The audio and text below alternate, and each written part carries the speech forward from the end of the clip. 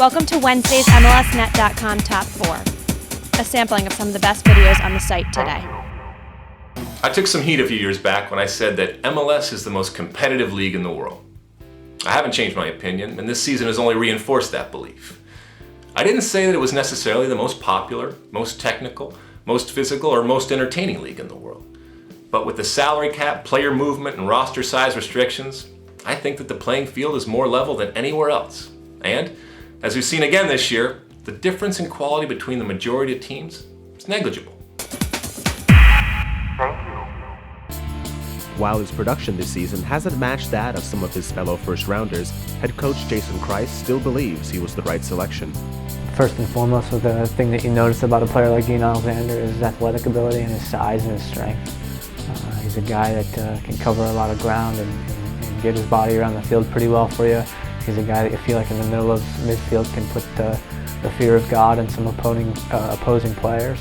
We saw him do that at the Combine well. We saw him play that way when we played them the year before in preseason, and felt like he's a guy that has some tools.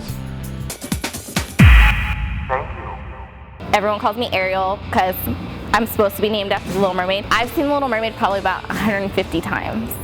Every time it comes on the Disney Channel, especially the cartoon at 5 a.m., I get excited. My favorite part is when she takes the fork and brushes her hair. Like that. That's my favorite part of Little Mermaid. 3 words that best describe me: I'm loud, I'm goofy, and humble. I am a third-year student at the California State University, Northridge. Go Matadors!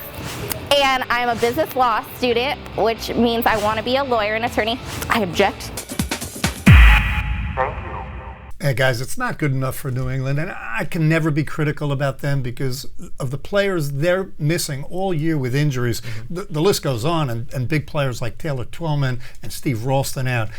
Shallery Joseph has kept them alive. They had games in hand. They no longer do, so they needed to do better than they did. Well, that's a good point. They've actually been talking a lot about how they have games in hand, but they haven't gotten the results that they needed out of that. Not at all, and I would say in this game, you could look at it from New England's side and say New England should have gotten out of Colorado with 3 points once they were up a man with 20 minutes to go.